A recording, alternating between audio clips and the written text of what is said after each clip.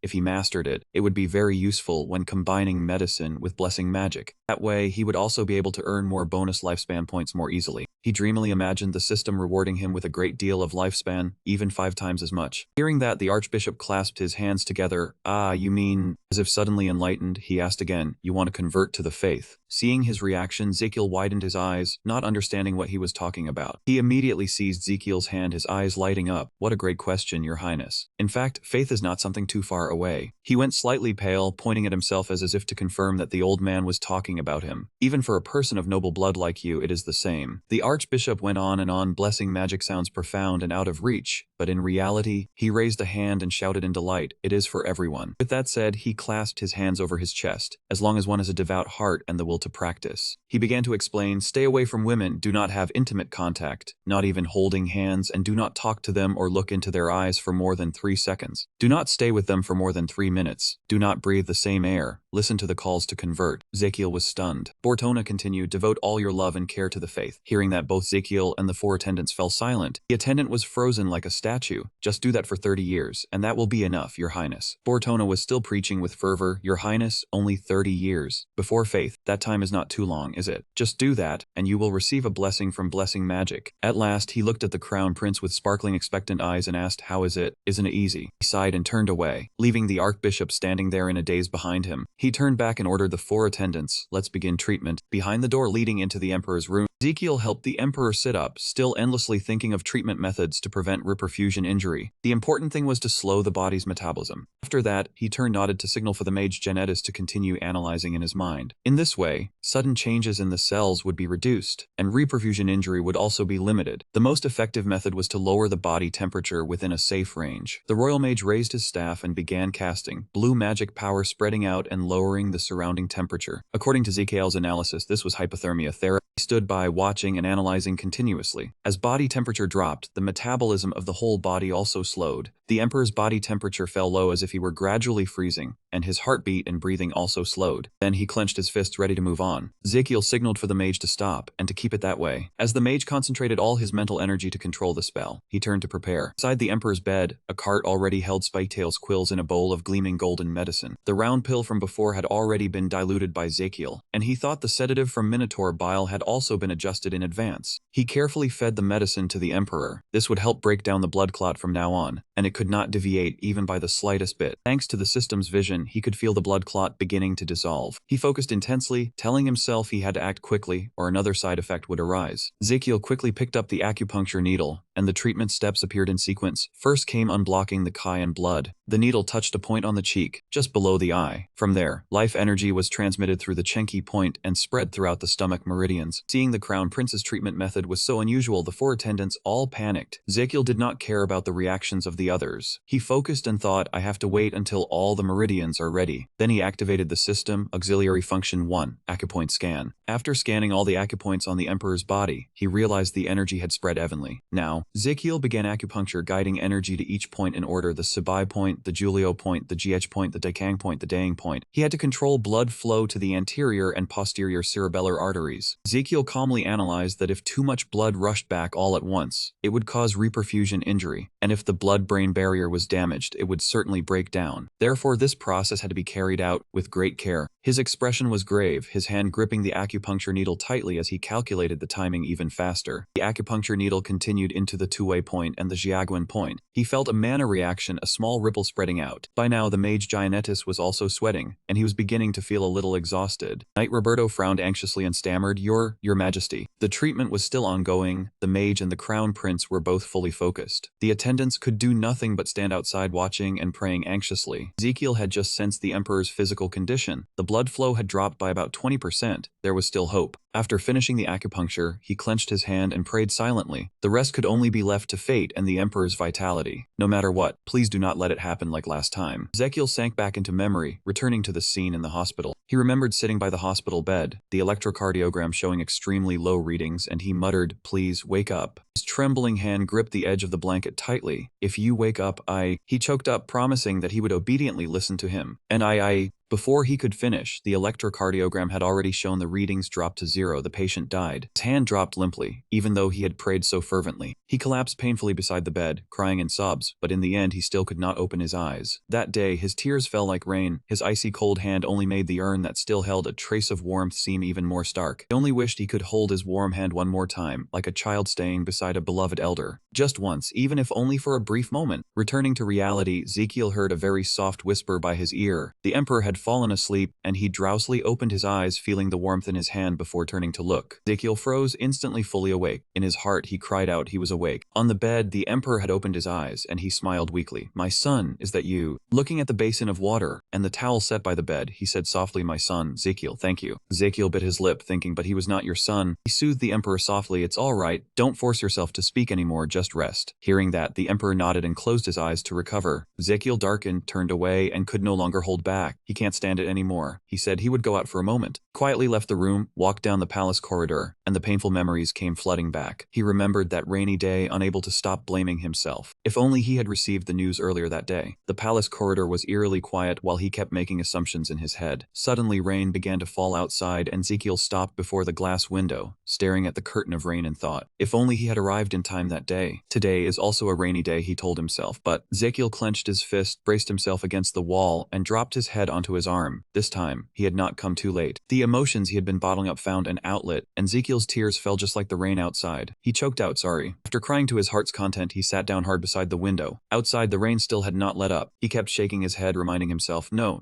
get a grip, honey." He clenched his hands and regained his resolve. This was not the time to sink in grief. If he lost his composure like this, everything would fall apart. He had only just gotten through one major trial, and there were still many hardships ahead. Not to mention, no one could guarantee there would be no complication. Ezekiel closed his eyes and rubbed his chin as he considered the treatment. He would also need to make a rehabilitation plan for him, depending on how severe the after effects were. With just one more month of persistence, he could use blessing magic and fully heal him. Suddenly, the system displayed a notification that you had treated the patient with precise hypothermia therapy, sedatives made from minotaur bile, and devoted care. Ezekiel stared in surprise at the notification on the Estelian Testarossa Magentano system. He had passed the critical stage and was now on the road to recovery. A historic miracle had been repeated. During the treatment, you were the first on the Lorazer continent to propose this concept. Your perfusion injury had been identified, and you had left an important mark on the medical history of the Lorazer continent. The system confirms that the concept of reperfusion injury proposed by you will be recorded in the medical textbooks of future generations. Medical students in the future would probably cry and clutch their heads every time they prepared for an exam. Who was the first to discover this? They would wonder in despair. They would also curse you for the ever-expanding scope of the test. System notifications rang out one after another. You received a Y point. Accumulated experience increased. Free live voucher, you received 121 GDP. Current GDP is 222. The number of usable free live vouchers is 2. He smiled with satisfaction, thinking to himself, 2 vouchers. That was an unexpected reward indeed. The captain of the guards beside the Emperor stepped forward and said, "Your Highness, you are the one who saved both His Majesty and me." Imperial physician Passaro bowed in shame, and only through this matter did I realize how utterly incompetent I am as a doctor. I had been far too arrogant and complacent. Ezekiel only replied coldly, "So you only realize it now." The Imperial physician grew even more flustered, too ashamed to lift his head. "Yes, Your Highness." He calmly stood up and said, "Then you should also understand your own responsibility." Those words made the Imperial physician jump. Ezekiel patted Passaro on the shoulder. "When His Majesty was on the brink of death, you could not even determine the cause, nor could you come up with an appropriate response." After saying that, he turned his back on him. "Am I wrong?" the Imperial physician stammered. Ezekiel walked on. "What exactly are you going to do? You have to take responsibility yourself." The Imperial physician panicked, turning around anxiously to call after him, "Your Highness." Ezekiel did not bother listening, nor did he look back. He only waved his hand, "No more excuses. Reflect on yourself. From today on, he will personally care for His Majesty. Hearing that, Pasaro's face turned pale, cold sweat breaking out. As a doctor, he silently judged this man to be truly hopelessly incompetent. After walking a few steps, he turned back and instructed, Captain of the Guards, make sure news of His Majesty's condition does not leak out. Now everyone withdraw. His Majesty needs absolute rest. The guards and the imperial physician answered in unison, Yes, Your Majesty. Watching the two leave, he waited in his mind. He could not trust him, neither in ability nor in anything else. The next morning, warm sunlight slipped through the window frame and poured into the room. Ezekiel had kept watch by the Emperor's bedside all night, and so exhausted that he had dozed off when he suddenly heard someone call, Your Highness. The captain of the guards came in and called softly, Why, Your Highness? Crown Prince woke, rubbed his eyes, and asked, What is it? The captain of the guards placed a hand over his chest and bowed to report on the matter he had been instructed about yesterday. The Crown Prince lifted his head. You have sealed the mouths of everyone in the palace already, have you not? The guard replied at once, Of course. Your Highness instructed us to tell outsiders that His Majesty only has a severe cold and is recuperating. Ezekiel stretched his shoulders and asked, How many people know the truth? The other party answered, Only you, me, and those who were present at the time. The Crown Prince praised him, Well done, you have worked hard, but it seems you still have to report. The captain of the guards scratched his head. Actually, early this morning, an envoy from the kingdom of Angamar arrived, requested an audience with His Majesty. Hearing that, Ezekiel sprang up so quickly that the chair he had been sitting on crashed to the floor. As soon as he thought of the sinister figure from the story, that man's image immediately appeared before his eyes. He asked back anxiously with a trace of panic, You mean an envoy from Angamar? Although the kingdom of Angamar had existed for only about 150 years, it was rising as a promising new power, and just a few years later, they would launch a war to wipe out the Magentano royal family. At that time, the kingdom of Magentano would also fall Angamar's hands. Ezekiel stood by the Estelian ward, the overturned chair behind him, and asked the captain of the guards, But why would Angamar's envoy want to meet His Majesty? Captain of the guards placed a hand over his chest, his face full of worry. Actually, His Majesty summoned the envoy 5 days ago.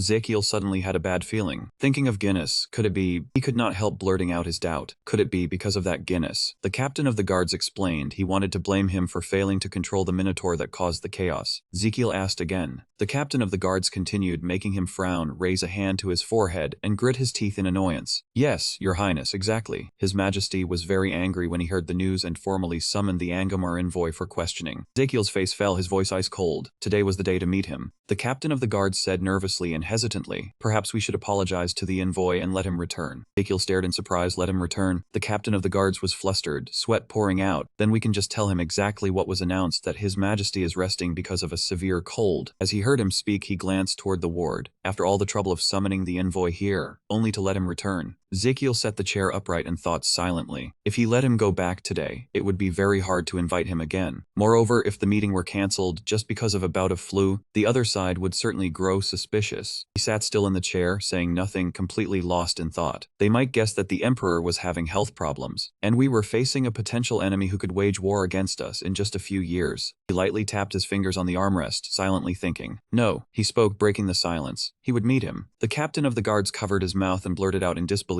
Yes. Ezekiel looked at him seriously. I will attend the meeting on behalf of His Majesty, in my own way. Benjamin sat for a table piled with documents, with biscuits and a teapot beside him. In his hand, he held a cup of hot tea. He raised the cup to his lips and took a sip of tea that was still warm. His face relaxed as though savoring the taste. The cup still held close to his face. Count Benjamin, envoy of the kingdom of Angamar. Suddenly, his expression turned unpleasant, and he thought through clenched teeth. That shameless merchant had made him travel all the way here. Frowned as he recalled the explosion, then set the teacup down hard on the table. If the Crown Prince had been killed in that incident, war might already have broken out. This meeting would certainly not be easy. Benjamin reached into his robe and pulled out something. But who am I? I am Benjamin, a diplomatic expert. He took cards from his coat pocket, holding them tightly in one hand and raising the one with the rose emblem on it in the other. On that smug face, it seemed he had prepared every move to deal with any trouble Emperor Margentano might throw at him. He kept flaunting that comically self-satisfied look as if he were pumping himself up. Truly, Benjamin smiled faintly, a sharp glint in his eyes. Welcome, Emperor Magentano. Ezekiel stepped in and said, I am a little late. Have you been waiting long? Benjamin bowed slightly. No. He raised his head and looked toward the door, where Ezekiel Hainang had just entered. He wondered to himself, where was the Crown Prince? And what about the Emperor? Benjamin's face stiffened. He forced a smile, placed a hand before his chest, and said, Oh, I am Benjamin, the envoy of the kingdom of Angamar, and I pay my respects to your highness the Crown Prince. Under Ezekiel's stern gaze, Benjamin grew even more cautious. In his mind, he reminded himself that as a complete novice in diplomacy, he only needed to remember two things. things. First, never act arrogant in front of an expert. Ezekiel held out his hand while Benjamin somewhat timidly bowed his head and said, "Please, have a seat." Ezekiel shook Benjamin's hand and smiled. "It is a pleasure to meet you." He still thought he had to pull him onto his own turf and seize back the initiative. Ezekiel looked at him with such sincerity it left the other man flustered, not knowing how to answer. And he kept telling himself, absolutely do not let war break out just because of my royal comforts and carefree old age. Benjamin pretended to cough softly to break the awkwardness, then looked away. "Your Highness the Crown Prince." This time, before Benjamin could finish, Ezekiel smiled and clapped softly. "Our envoy does not seem to be feeling well, does he?" Benjamin froze, not understanding. "How strange." Ezekiel kept smiling, pointed ahead with a finger and asked, "Could you extend your left hand here?" Benjamin held out his hand and hesitated, like this. Ezekiel shook his head. "No, extend it a bit farther toward me." Benjamin still asked blankly, "But why?" At once Ezekiel gripped Benjamin's hand tightly, and a blue vortex flashed. He looked down at Benjamin's hand, lightly rubbed his chin and said, "You must often feel heavy-headed when you wake up in the morning, right?" Benjamin stammered in surprise. "Yes. No. What do you mean?" He continued, "The muscles in the back of your shoulders and neck are often tense, and you get headaches a lot, don't you?" Benjamin trembled all over, even the table shaking with him. "That is exactly how it is, but first let me go." Ezekiel still calmly continued, "And you have a habit of drinking and smoking, don't you?" Above Ezekiel's head a system panel suddenly appeared, with several people giggling and chatting inside it. Ezekiel put on a sad expression and went on, "The circles under your eyes are a little sunken." Benjamin immediately cut him off. "This is not the time to discuss that." Ezekiel kept speaking, and the tips of his fingers trembled constantly. Benjamin panicked, feeling something was very wrong, and alarm bells rang in his head. Benjamin quickly pulled his hand back, face pale, mouth agape as he thought, "I am being led by the Crown Prince's pace. I have to meet the Emperor at once." He stammered, "Your Highness the Crown Prince." He bit his lip and thought, "I prepared so many cards to negotiate, yet the Crown Prince." Benjamin looked toward Ezekiel, who was still chattering on about something, and helplessly realized he had no intention of stopping. He sprang to his feet, slammed a hand on the table, and said, "Crown Prince, I came here today to meet Emperor Magentano." Ezekiel curled his lips in a cold smile in his mind, wanting to take back the initiative from me, not a chance. Then he said, "Calm down, Benjamin." He abruptly stood up, making Benjamin's eyes widen. "The envoy is an esteemed guest entrusted by the Kingdom of Angomer to visit our empire on a full diplomatic mandate." He walked around to the back of Benjamin's chair. Benjamin frowned slightly, and he continued, "In other words, you are the representative of the Kingdom of Angomer." Ezekiel continued, "But I cannot ignore it when this esteemed guest shows signs of ill health. Would I simply stand by and watch?" Ezekiel said in a low voice, "If the envoy falls ill and collapses right here, how harshly would our royal family be criticized?" Ezekiel suddenly placed a hand on Benjamin's shoulder. He lightly rubbed his forehead, shaking his head as if disagreeing. "Oh no, we absolutely cannot let that happen. Tell me." Ezekiel suddenly bowed his head low, his face turning frightening. His voice dropped, making Benjamin look back in alarm. He asked, "Can it or can't it?" Benjamin stammered in fear, "Can't." Benjamin broke into a sweat, biting his lip hard, his mind in turmoil.